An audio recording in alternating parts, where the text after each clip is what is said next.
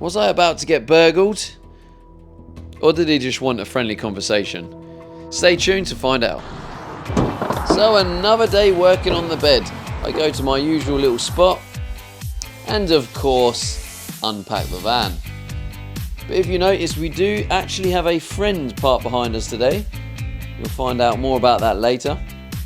So now let's continue working on the bed. It's a little bit of a shame as we had some great fun at the motorhome the last 2 days. So it kind of sucks to get back to reality and of course back to work. I'm going to put these in, they're like M5s. Anyway, they go in and that's pushed up. But as you can see, they're too big. I need to figure out how to... I think what I do is I put the thing on first, the rivet, and then see like how much. Yeah. But yeah, that's what we're going to use to hold it in place.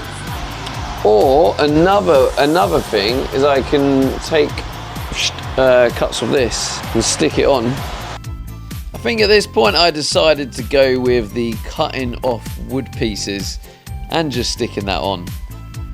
Again, I'd just like to remind everyone that I don't necessarily do everything the correct way.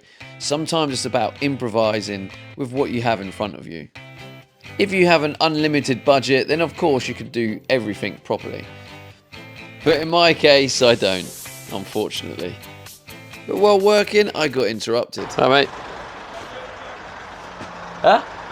Oh, sorry, mate, I can't hear. No, not finished, no. Yeah. It'll take a couple of months, probably. Floor's nearly finished. Yeah, floor's pretty much in, yeah. I was a little sceptical of him approaching, and then while I was doing the riveting, a second guy then approached. Are you streaming this? Yeah. Yeah? Yeah. It's live right now? Yeah. Okay, cool. How do you know?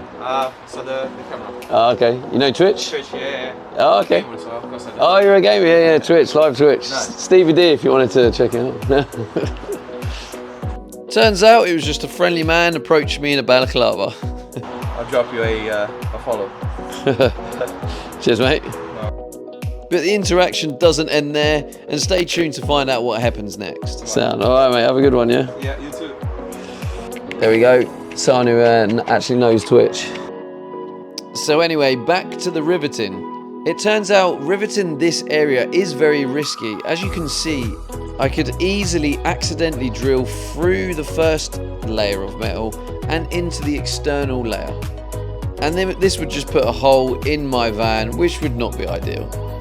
I feel like it may lose some waterproof properties. But also, as there isn't much space between the internal bit of metal and the external one, it does mean I'm very limited to the space to put the rivet nut in. Which is why I used the size I did. So my rivet nut tool didn't go down to a M5 size, it had an Imperial size, so I did have to buy the Imperial screws to match the riv nut. Good old Amazon. So the final part of this plan is to cut those little pieces of wood. This is because the screws are too long and there's only a couple of millimeters that it's possible to hold the screw in place.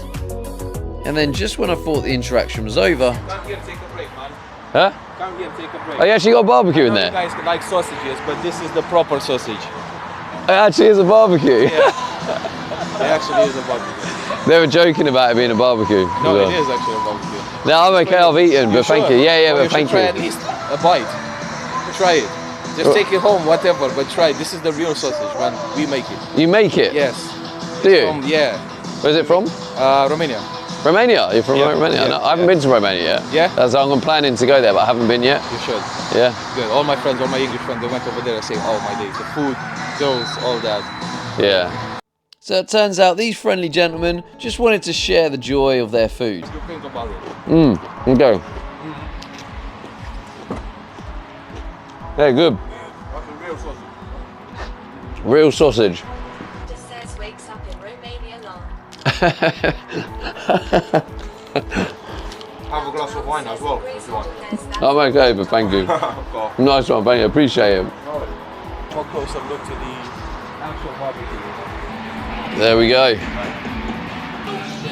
Proper sausages. Nice. secret tour.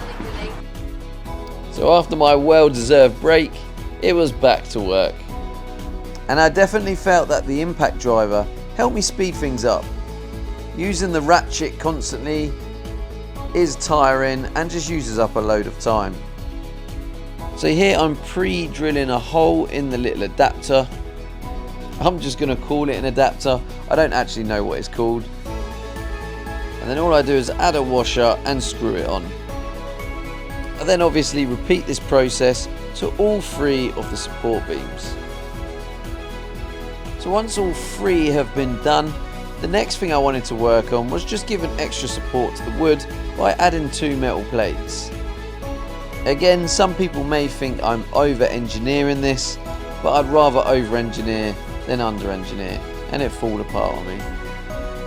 Now that everything seems to be in place, I then apply some No More nails to the wood to glue it on. This is simply to be able to remove the screw without having to worry about the wood falling off. And now I'm just drilling some holes at the top where I can add the plate to the beam. I'm going to explain a little bit more now. Right, so yeah, look at this. Solid. You see the difference? It's solid when you put your weight downwards with the lateral movement. So the bed frame's done. This side is done, yes. We use these. We put a rivet. You see here, we put a rivet in here. And then we've glued.